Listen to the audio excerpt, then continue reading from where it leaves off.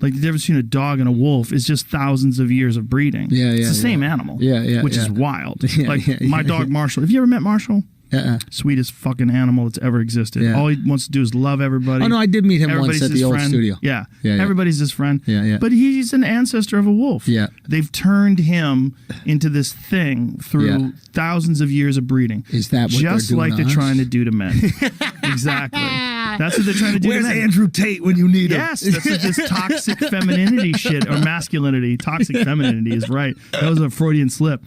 But toxic masculinity, what that means is like, oh, you mean the men who carved the world. Yes, now you don't need them. So now you want to get rid of them. But you do need them. You just don't think you need them because you don't need them right now. And then Russia has them, and China is making them more... China's making them more masculine. So then what do we do? Like, how do we recognize this trait? Okay, we want to make life more palatable for everyone, right? But sometimes you need some badass motherfuckers to do the things that a lot of people don't want to do. And then the second life is safe, you go, well, why do we have bad people around? Exactly. They might make some bad decisions. So how do we keep the quote-unquote, like, bad guys around long enough so in case something needs to be done, they handle it? And I think like the American way of doing it is going, hey, we're just going to like kind of create these little organizations that do the bad shit, and the American people don't really need to know about it. We'll go handle that stuff. You don't need to know. Enjoy your life and live your life. And we'll make sure everything is cozy and cool, and then you're not voting for the guy that does the bad thing. It's kind of like a nice system. It's a very good system for creating innovation, right? Because you leave people and the opportunity. Comfort. But you leave people the opportunity to go and do other things. But it also is an opportunity for people to be unrealistic about the world. Like Israelis are very realistic about the world. They have to be. They have to be. Yeah. And they also have mandatory military service. Yes. And there's a lot of people that have said that if America had mandatory military service, you'd have a lot more patriotism, a lot more people who understand like the role that the American military plays in the world. And that, the American military has done some fucking terrible things. Skin in the game. Every single military organization that has ever existed in history. That had the power to. Yes. That's the thing. Like, if you don't have power, you can't say what you would or wouldn't do with that power. It's hard. Like, if you really look at like the American power structure and the benevolence attached to it, like that to me is like the most impressive thing about like a George Washington stuff. Like, you could have ran it back. Everybody loves you. You could just continue to be the new king, if you will. Right, like Putin has done in Russia. And he's supported.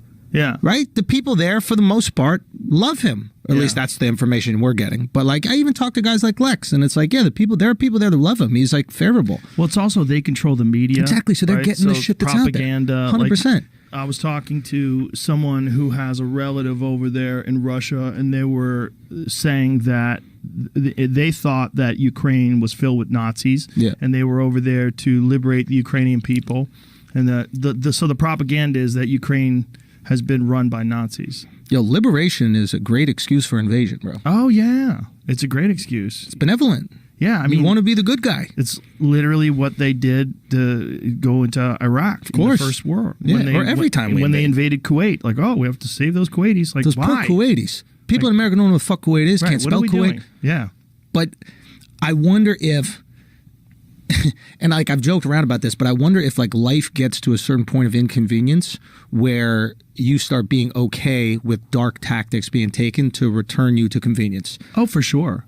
You know what I mean? Yeah, once things get ugly, then you're more than happy to have the military go and do awful shit. It's not the military. It's like, I got a lady in my building, right, who's like, she's kind of like a Karen, right? And Joe, I love her because she does the shit I want her to do. She's the Antifa of your building. Yeah, but like somebody's somebody's fucking loud. Somebody's having a crazy party. I know Danielle's got it. Like, I don't gotta call nobody. I might send a text like, Danielle, are you hearing this? Already on it. So it's like, that's my CIA. Do you know what I'm saying? Like, she's your Antifa. Or Antifa or whatever the organization is. Like the second the gas prices are too high, all of a sudden weapons of mass destruction, or the second anything is about to be inconvenient, there's the group that goes and does it, and then I don't have to feel weird like I snitched on the person in the elevator. I just get to sit and smile. That's, I think, the American or like the Western experience. We're removed from the things we would feel guilty about. Like, even in America, we all say, like, to everybody around the world, like, oh, yeah, we hate that they did that thing with their weapons of mass destruction. It's disgusting what they did in Iraq. We like $3 gas. Right. That's nice for us.